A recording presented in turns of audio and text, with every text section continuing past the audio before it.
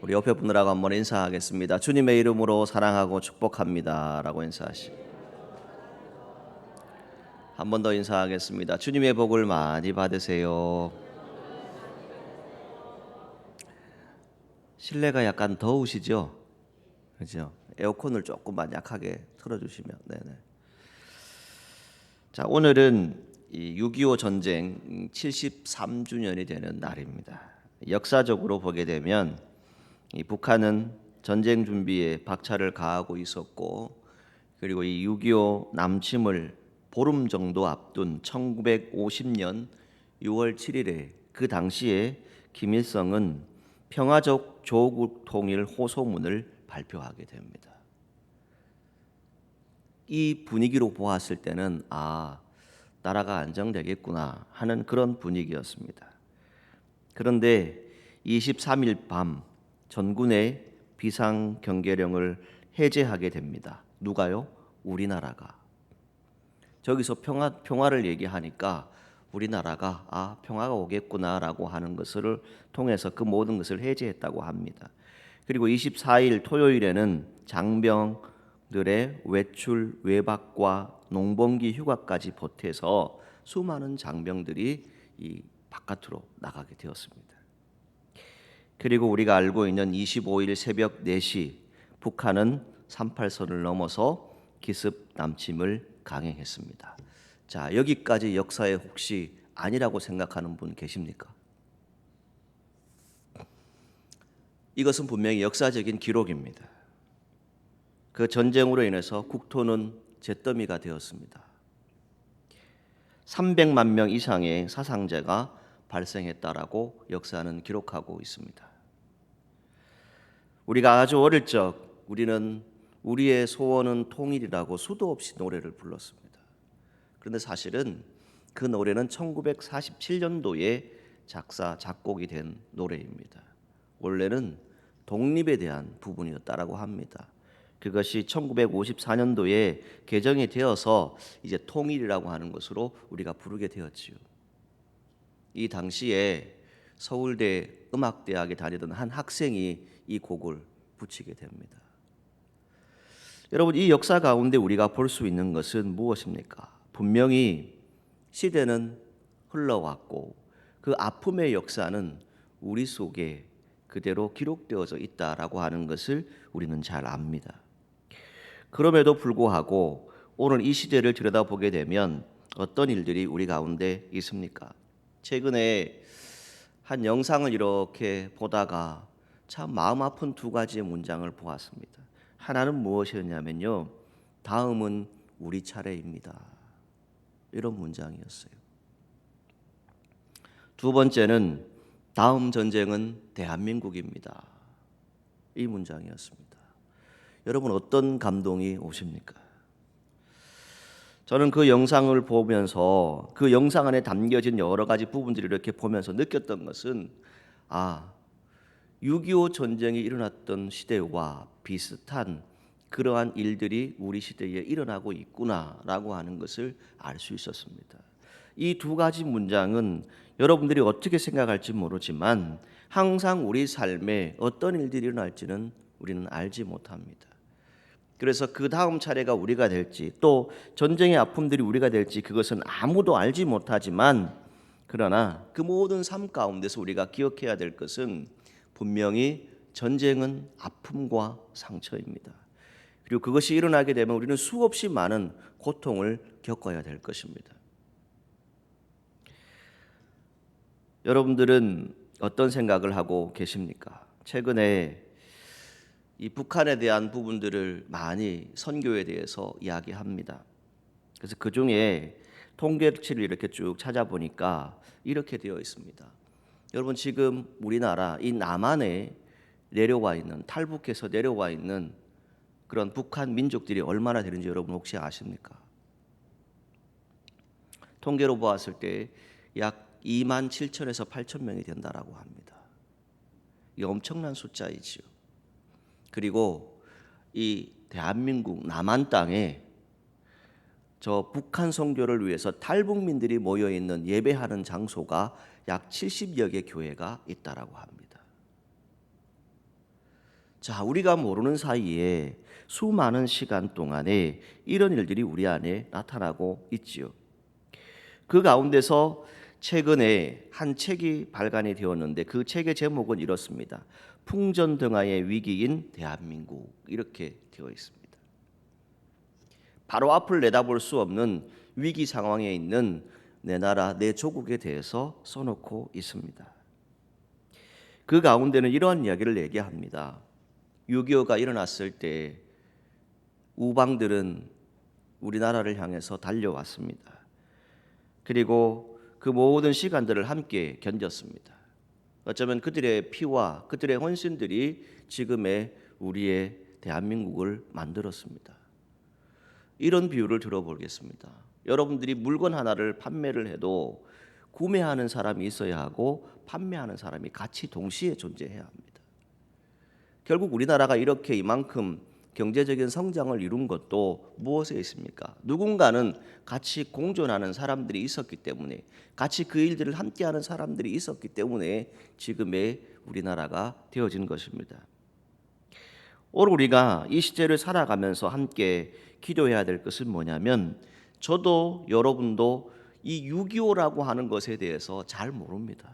전쟁이 무엇인지, 왜 일어났는지, 물론 역사적으로 기록으로는 우리가 알고 있지만 그 아픔의 정말 경험을 우리는 알지 못합니다. 물론 아주 연세가 많으신 어르신 세대는 그 기억들을 분명히 가지고 있습니다. 그 기억 가운데 어르신 세대가 우리에게 말씀하고 있는 것은 이겁니다. 우리나라는 휴전국입니다. 종전이 아닌 휴전입니다. 아직 전쟁 중인 국가입니다. 세계에 유일하게 남과 북이 나누어진 나라가 바로 우리가 살고 있는 이 대한민국입니다. 우리가 살고 있는 이 지역을 여러분 한번 보십시오. 이 경남 사천이라고 하는 지역이 있습니다. 자, 이 지역에 우리가 딱 얘기할 수 있는 것이 무엇입니까? 공군 부대가 존재하고 있습니다. 여러분들의 자녀들 중에 군복무를 하고 있는 아들, 딸들이 분명히 있을 것입니다. 그들이 군복무를 하는 이유가 무엇이겠습니까? 모든 삶의 여정 가운데 우리가 기억하고 기도하기를 원하는 것은, 나라를 지킨다라고 하는 그 사명감이 없으면 군인으로서의 그 자리를 지킬 수 없을 것 같습니다. 단지 그냥 내 의식주를 해결하기 위한 모습으로 군인이라고 하는 그 자리를 지키는 사람은 극히 드물지 않을까, 그런 생각이 듭니다. 즉, 조국에 대한, 내 나라, 내 민족에 대한 그 자부심이 있는 사람만이 이 나라를 지킬 수 있는 그런 자리가 주어지지 않을까 생각을 해봅니다. 여러분, 오늘 조국을 지키고 있는 우리의 청춘들이 있습니다. 그들의 일상들이 잘 진행되어 줄 수 있도록, 그들의 일상 가운데서 정말 하나님께서 선하신 능력으로 믿음으로 살아갈 수 있도록, 그들이 어떤 아픔도 고통도 겪지 않고 이 시대를 살아갈 수 있는 믿음의 아들, 딸들이 될 수 있도록 기도해 주시기를 주님의 이름으로 축복합니다. 그리고 이 나라와 이 민족을 지키고 있는 육해 공군, 그 외에 해병대든 여러 가지 우리의 병력들이 있지 않겠습니까? 우리의 군대들이 있지 않겠습니까? 거기에서 수고하고 있는 모든 분들을 위해서 우리는 정말 감사해야 할 것입니다. 왜요? 그분들이 있기 때문에 지금 우리가 이렇게 예배드릴 수 있는 겁니다.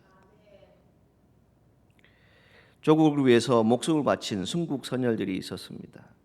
그들의 피가 있었지요. 그리고 교회와 나라와 민족을 위해서 수도 없이 눈물로 기도하며 구국재단에 올라가서 손을 들고 기도했던 수많은 민족들, 우리의 선진들이 있었습니다. 그들에게 우리가 듣고 고백하는 것은 무엇입니까? 역사를 잊지 말라는 것이지요. 그 역사 가운데서 우리가 보아야 할 것은, 평화를 원한다면 전쟁을 준비하라라고 하는 말입니다. 이 전쟁은 우리가 육신적으로 얘기하는 그런 전쟁이 아닙니다. 오늘 이 시대에 성경에 나타나는 그 모든 것들을 우리가 볼 터인데, 그 내용을 통해서 함께 은혜를 나누고자 합니다. 자, 지금 우크라이나와 러시아가 계속해서 전쟁을 하고 있습니다. 어제 하루도 별의별 이야기들이 막 올라왔다가 이제 잠시 또 지금 멈춘 상태입니다. 자, 그런데 여러분, 세계 역사를 찾아보니까 우크라이나가 세계의 핵 보유국의 세 번째 나라입니다. 그런데 미국과 영국, 러시아 등과 이 안전보장 양해각서를 체결한 것이 있습니다. 그래서 지금 핵을 못 쓰고 있는 거예요. 우리가 생각하기에는 러시아가 그런 것이 더 많을 거라고 생각을 했는데 이 우크라이나가 세계 3위의 국가이더라고요. 자, 무엇을 얘기합니까? 약속한 것이 있기 때문에 그 약속한 것에 대해서 최대한 지키려고 하는 것이 세계적인 정서입니다. 그러나 사람이 살아가는 세상 가운데서 우리가 보아야 할 것은 무엇입니까? 오늘을 사는 저와 여러분들에게 분명히 말씀드릴 수 있는 것은 이렇게 말씀드리고 싶습니다. 여러분, 성경을 믿으시기를 축복합니다. 성경 말씀에 기록된 대로 반드시 역사는 이루어질 것입니다. 그리고 하나님의 역사는 반드시 나타나게 될 것입니다. 우리가 성경을 믿을 것인지 버릴 것인지를 결정해야 될 시대에 지금 우리는 살아가고 있습니다. 가장 먼저 오늘 9절에서 10절까지의 말씀을 보게 되면 너희는 전쟁을 준비하고 선포하라 라고 말씀합니다. 이런 경고의 내용을 만약 여러분들이 누구로부터 들었다면 여러분 어떤 마음이 드시겠습니까? 어떤 다른 책에 어떤 신문 기사에 이런 기사가 올라오면 여러분들은 어떤 마음이 드시겠습니까? 이제 얼마 있지 않아서 전쟁이 일어난다. 전쟁을 준비하라. 선포하라. 병사들을 모으라. 이런 일들이 들려오면 여러분 어떤 마음이 드십니까? 다시 말씀드리지만 하나님의 말씀은 정확합니다. 거짓됨이 없습니다. 그것이 반드시 이룰 때가 있음을 분명히 성경을 통해서 우리는 알고 있습니다. 지상에서 벌어질 전쟁, 요한계시록 16장에 기록되어진 아메겟돈 전쟁에 대한 것이 바로 오늘 본문의 내용입니다. 이스라엘이 전쟁을 준비하는 것이 아닙니다. 이스라엘 민족이, 유대 민족이 전쟁을 준비하라 이런 내용이 아닙니다. 성경에 나타나는 것은 무엇입니까? 이방의 모든 민족들이 하나님을 대항하여서 전쟁을 준비하는 것입니다. 지금 시대가 이런 시대가 아닙니까? 여러분들과 제가 신앙생활을 한다라고 하면 무엇을 얘기합니까? 요즘 젊은이들이 자신이 기독교인이라고 말하려 하지 않는다라고 합니다. 왜입니까? 너도 교회 다녀? 이렇게 도리어 묻고 있는 시대에 우리가 살아가고 있습니다. 전쟁을 준비한다라고 하는 것은 무엇입니까? 결국 하나님께서 이방의 모든 민족들을 심판하시겠다라고 하는 내용이 성경에 기록되어진 것입니다. 이 심판의 내용은 다른 것에 있지 않습니다. 이방의 모든 민족들이 하나님께로 돌아오고 회개하면 뜻을 합해서 하나님 뜻 가운데 거하면 하나님이 구원해 주시지만 하나님을 대적하게 되었을 때에 그 일들은 어떻게 나타납니까? 심판으로 나타나게 된다라고 하는 것을 말씀합니다. 회개하지 않고 멸망당하는 사람도 있을 것이고 민족도 분명히 있을 것입니다. 구약 성경 중에 수많은 선지자들이 있는데 그 많은 선지자들이 외치고 있는 것은 무엇이었습니까? 하나님이 회개할 기회를 분명히 주신다는 거예요. 모든 이방 민족들에게도 회개할 기회를 분명히 주신다는 겁니다. 그런데 그 모든 기회가 왔음에도 불구하고 그 기회를 알아듣지 못하고 깨닫지도 못하고 그 말씀을 받지도 않는다라고 하는 것이 성경에 기록되어지고 있습니다. 그리고 이스라엘 민족들도 어떠했습니까? 회개하지 않고 고집을 피웁니다. 끝까지 이방의 우상들을 섬겼던 것이 성경에 나타납니다. 그러할 때에 결국은 바벨론에 끌려가게 되고 호된 고난을 당하게 되고 이방 민족들이 겪어야 했던 그 고통을 그들도 겪어야 했던 것이 성경에 기록되어져 있습니다. 여러분, 오늘 이 시제를 잘 분별하셔야 합니다. 오늘 우리가 전쟁을 준비하고 선포하라라고 하는 것은 무엇입니까? 이 하나님을 대적하고 있는, 하나님을 무시하는 그러한 것들로부터 우리 자신을 지켜내야 합니다. 그런 영적인 싸움을 우리가 해야 합니다. 이 시대에 여러분들이 정신을 차리지 않고 믿음의 자리에 있지 않으면 하나님의 음성을 들을 수 없습니다. 회개의 역사, 회개의 영을 부어달라고 우리가 수도 없이 찬송하고 기도하지만 우리 스스로가 너무 편안해져 있습니다. 어쩌면 그날과 그 시에 관해서 수도 없이 성경에 말씀하고 있지만 그 말씀이 우리에게 들려오지 않습니다.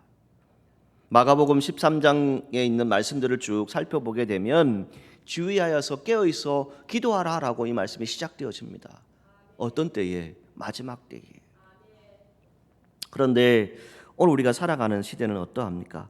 깨어있으라라고 하지만 그게 언제인지 모르니까 아직 되지 않은 것 같으니까 그냥 내 생활 열심히 살아야 되겠다라고 하는 것이 오늘날 그리스도인의 모습이라는 것입니다.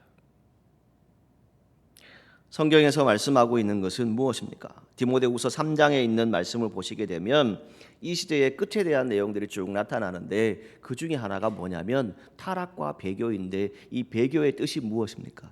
우리 안에서부터 싸움이 일어난다는 거예요. 믿음의 사람들 안에서부터 싸움이 일어납니다. 믿음의 사람들 안에서 하나님을 배신하고 배반하는 일들이 일어나게 된다는 것입니다.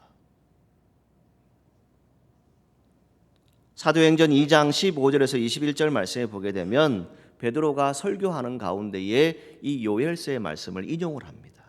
왜 그것을 인용을 했을까요? 이스라엘 민족이 회개하고 예수 그리스도를 메시아로 받아들이고 구원받은 하나님 백성으로서 다시 살아가기를 원하는 그 마음이 이 성경에 기록되어진 것이지요. 지금도 마찬가지입니다. 물론 여러분들이 오늘 말씀을 들으면서 어떤 생각을 하실지는 알지 못하지만 여러분 가운데 임하시는 성령은 분명히 말씀하실 겁니다. 오늘 이 시대는 너도 교회에 다니냐라고 묻는 시대가 되었습니다. 이것은 좋은 의미가 아닙니다. 어떤 의미입니까? 조롱하는 것이지요. 일부 언론들은 어떻게 합니까? 이단과 사이비를 구분하지 않은 채 정통교회가 모든 것을 잘못하는 것처럼 다 퍼뜨립니다. 오늘 우리가 믿음의 자리에 있기를 원하는 것은 이것입니다. 여러분, 이 시대에 우리 스스로가 잘 구별하고 분별하기를 원하는 것은 요한복음 3장 16절 말씀입니다. 하나님이 세상을 이처럼 사랑하셨다는 것이지요. 그리고 독생자 예수 그리스도를 우리에게 보내셨다는 겁니다. 여러분, 이 시대에 예수님을 구주로 믿고 영접하고 진정한 하나님의 자녀, 하나님 백성이 되시기를 주님의 이름으로 축복합니다. 이 시대가 악하다라고 많은 분들이 말합니다. 심지어는 이런 말들이 나왔습니다. 교회 가는 것이 놀이다라고 하는 그런 말들도 나왔습니다. 그냥 일종의 취미 생활로 간다는 것이죠. 여러분, 10년, 20년, 30년, 50년이 지나도 내 안에 성령의 임재하심이 없고 성령께서 나를 주장하시는 그 은혜의 역사들이 체험되어지지 않는다면 오늘 우리는 우리 스스로를 다시 돌아보아야 합니다. 다시 말씀드립니다. 여러분, 성경을 믿으시기 바랍니다. 성경을 버리는 어리석은 행동들을 하지 마십시오. 성경 속에 기록되어진 하나님의 말씀은 반드시 그대로 이루어질 것입니다. 두 번째 말씀드릴 수 있는 것은 11절부터 이게 쭉 나타나는 내용인데요. 이제 이방 나라들을 소집해서 이방 민족들을 심판하실 것임을 말씀합니다. 여기에 상징적인 장소가 하나 나타나는데 여호사밧 골짜기라고 하는 곳입니다. 여호사밧 골짜기는 흰놈, 기드론 이런 의미로도 해석이 되어집니다. 자, 이곳이 정확하게 어디인지는 아무도 알지 못합니다. 그러나 성경 해석학자들에 의하면 이것은 판결의 골짜기다. 즉 마지막 때가 되면 주님이 심판하시는 곳인데 그것을 의미한다라고 말씀드릴 수 있습니다. 자, 이 성경을 읽을 때 저와 여러분들이 한번 잘 묵상해 보시기 바랍니다. 저는 이 본문을 말씀을 준비하기 전에 3번 정독을 합니다. 그 정독하는 가운데 그냥 마음에 이런 마음이 들었습니다. 무언가 큰 일이 일어나기 전에 우리가 긴장감을 늦추어서는 안 되겠구나. 여러분, 오늘 우리 그리스도인들이 너무 긴장하지 않습니다. 너무 쉽게 생각합니다. 신앙생활하는 것 다 들여다보게 되면 어떠합니까? 이 긴박감조차도 감지하지 못하는 그런 시대에 우리가 살고 있습니다. 구원받은 후에 영의 양식을 제대로 먹지 못했으면 성장이 멎습니다. 결국 제자리 걸음만 합니다. 오늘 이 시대를 우리가 볼 수 있는 것은 무엇입니까? 여호사밧 골짜기는 무엇입니까? 사람들이 가지고 있는 교만의 모습을 이야기합니다. 우리 안에 가지고 있는 교만의 모습이 무엇일까요? 아직도 나는 할 일이 많다라고 생각을 합니다. 그런데 여기 성경에서 나타나는 것은 무엇입니까? 열방은 무기로 무장하고 여호사밧 골짜기로 진군하고 거기서 하나님을 대적하고자 한다라고 하는 것이 성경에 기록되어지고 있습니다. 이들이 가지고 온 무기는 무엇입니까? 하나님의 심판을 정당하게 하고 이들이 하나님께 돌이키지 않았다는 것을 보여주는 그러한 증거물로서 이것을 가져오는 거예요. 보습이 무엇입니까, 여러분? 곡괭이라고 생각하시면 돼요. 그리고 그 모든 것들을 다 만들어서 뭘 만드는 거예요? 인간적인 방법으로 우리가 이길 수 있다라고 생각하는 것이죠. 여러분, 이렇게 말씀드리고 싶습니다. 여러분, 하나님을 이길 수 있습니까? 여기에 하나님 이길 수 있는 분 있으십니까? 없지요. 그런데 이 성경이 상징적으로 말하는 것은 무엇입니까? 이 악한 시대가 되면 모든 민족들이 무엇을 얘기하냐면 하나님을 이기려고 든다는 것이죠. 그래서 마지막 때에 진노의 포도즙 틀이라고 하는 내용이 성경에 나타납니다. 이것도 상징적인 부분인데 여러분, 포도주를 만들기 위해서 포도즙 틀에 있는 그 포도를 이렇게 바른다라고 여러분 한번 상상을 해보십시오. 여러분 머릿속에 밟으면 어떻습니까? 그 붉은 액들이 다 어디로 퍼질까요?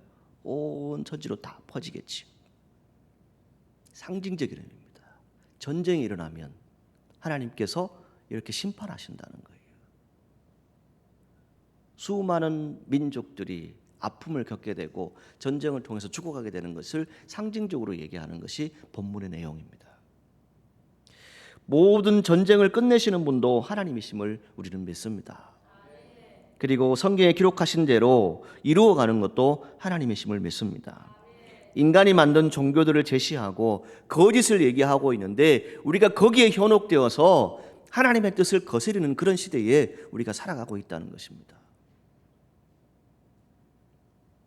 하나님의 심판에 대해서는 무엇을 얘기합니까?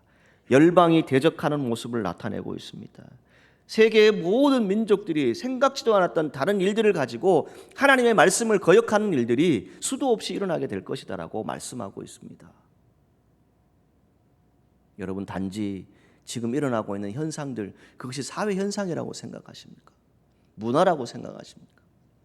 오늘 우리가 영적인 그리스도인이라면 이 시대의 내 모습을 다시 한번 들여다볼 수 있기를 간절히 소망합니다. 하나님이 저와 여러분들과 함께 하실 것입니다. 천군 천사로 함께 하실 것입니다. 그런데 우리가 분명히 해야 될 것은 우리 스스로가 다시 정신을 차리고 우리의 모습, 신앙의 자리를 회복해야 한다는 겁니다. 그렇지 않으면 이방에 향한 심판이 아니라 오늘 우리를 향한 심판이 우리 가운데 임할 수 있다는 것입니다. 하나님의 말씀입니다. 하나님은 전쟁을 원하시는 분은 아닙니다. 그런데 세상이 악하여지고 세상의 모든 사람들이 하나님의 뜻을 거스르게 될 때 그들을 향해서 모든 것들을 나타내는 것을 성경을 통해서 볼 수 있습니다. 여러분, 이 시대에 하나님의 사람들이 되시기를 간절히 소망합니다.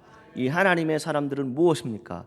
절대 하나님 뜻에 대적하는 분이 되셔서는 안 됩니다.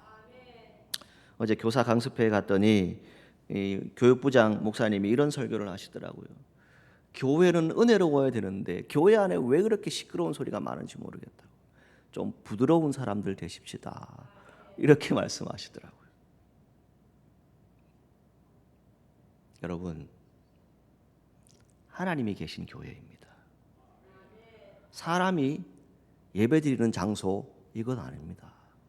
우리가 와서 예배드리지만 이곳은 하나님이 세우신 것이고 여러분들의 피와 땀이 있는 것이고 무엇보다 교회의 주인은 예수 그리스도입니다. 그 믿음을 우리가 다시 회복하라는 것이죠. 여기에서 인간적인 방법으로 아무리 모든 것들을 해결하려고 하는 사람들이 있다 할지라도 심지어는 약한 사람도 다 모아서 너는 강하다라고 들여세우지만 하나님을 대적하는 그런 일들을 행하지만 그러나 하나님이 때가 되면 심판하신다는 거예요. 위대하신 하나님은 어떤 분이십니까? 말씀 한 번만 하시면 온 세상은 흔적도 없이 사라진다라고 성경은 말씀합니다. 우리가 싸울 수 있는 존재가 아닙니다. 어떻게 하나님과 싸우려 할 수 있습니까? 여러분, 오늘 6.25 기념주일을 지나면서 저와 여러분들이 함께 기도하기를 원하는 것은 우리의 신앙을 돌아보자는 것입니다. 말씀의 제목에 여러분들이 보시면서 목사님이 전쟁을 준비하라는 건가 그렇게 생각하실지 모르지만 이 전쟁은 다른 것이 아닙니다. 저와 여러분들이 영적으로 다시 회복되어야 합니다. 이 영적인 전쟁, 이 하나님의 말씀이 선포되어지고 있는 이 시대 가운데서 우리 스스로가 다시 하나님의 사람으로 거듭나지 아니하면, 구원받은 하나님 백성들이 되지 아니하면 세상 사람들과 똑같이 살다가 하나님의 심판대 앞에 이를 수 있습니다. 포도즙 틀에서 틀이 넘쳐 흘러나오고 죄인들의 피가 땅 위에 가득하게 흐르드는 모습을 여러분 상상을 해보십시오. 우리가 이 세상에 살면서 두려워하는 존재가 무엇입니까? 물질입니까? 아닙니다. 우리가 두려워하고 존중하고 우리가 섬겨야 될 분은 오직 하나님 한 분밖에 없습니다. 온전히 하나님을 신뢰하고 두려운 마음으로 정말 우리의 신앙의 자리를 날마다 든든히 세워나가시는 저와 여러분들이 되기를 간절히 소망합니다. 이 여호사밧 골짜기 사방의 모든 민족들을 심판하실 것이다라고 말씀합니다. 저는 이 말씀을 준비하면서 찬송가 150장 이 찬송을 이렇게 계속 불렀습니다. 최후 승리를 얻기까지 주의 십자가 사랑하리, 빛난 면류관 받기까지 험한 십자가 붙들겠네. 여러분, 이 시대는 분명히 영적으로 혼란한 시대입니다. 코로나라고 하는 질병이 지나서 성도들이 다 어디 갔다? 아니요. 지금 우리가 살아가고 있는 이 시대는 우리가 깨어있지 않으면, 정말 믿음으로 다시 서지 않으면 큰 어려움이 우리 가운데 찾아올 수도 있습니다. 그 가운데 우리가 기도하기를 원하는 것은 주님이 저와 여러분들과 함께 하십니다. 이 땅의 모든 세력들이, 이 땅의 모든 악한 것들이 아무리 연합하여서 거짓을 말하고 우리를 힘들게 한다 할지라도 우리가 믿음으로 든든히 서 있으면, 성령의 능력으로 든든히 서 있으면 하나님이 반드시 저와 여러분들을 지켜주실 것입니다. 내 나라, 내 조국, 대한민국입니다. 이 땅이 다시 안전하게 거하고 평화를 유지할 수 있는 것은 다른 것에 있지 않습니다. 여러분, 전쟁의 무기 아무리 준비만 해도 소용없습니다. 가장 중요한 건 뭘까요? 한번 따라 하시죠. 전쟁은 하나님께 속한 것입니다. 여러분 믿으시지요? 전쟁은 하나님께 속한 것입니다. 하나님이 심판하시면 어찌할 수 없습니다. 그러나 하나님이 지켜주시면, 하나님이 보호하시면 이 나라와 이 민족은 안전할 것입니다. 여러분 믿음을 가지고 끝까지 포기하지 마시고 기도하시는 우리 성도들이 되시기를 주님의 이름으로 축복합니다. 기도하시겠습니다. 거룩하신 하나님, 전쟁을 준비하고 선포하라고 말합니다. 이방의 모든 민족들이 하나님을 거역하고 배반하며, 심지어는 하나님을 알았던 민족들도 하나님을 떠나가게 되는 일들이 일어납니다. 여호와께서 민족들을 심판하신다라고 말씀합니다. 오늘을 살아가는 우리에게 이 말씀을 통해서 말씀의 은혜를 함께 깨닫게 하여 주시고 우리 스스로가 주의 은혜 가운데 거할 수 있도록 인도하여 주옵소서. 다시 거듭난 하나님 백성 되어지게 하여 주시고 온전한 믿음을 가지게 하여 주시고 회개의 영을 부어주시고 우리 안에 성령의 능력으로 충만케 하여 주옵소서. 구원의 은혜를 베풀어 주옵소서. 이 나라와 이 민족을 지켜주시고 이 나라와 이 민족이 어떠한 어려움도 이겨낼 수 있는 내 나라 내 조국 대한민국이 되어질 수 있도록 축복하여 주옵소서. 예수님의 이름으로 기도하옵나이다. 아멘.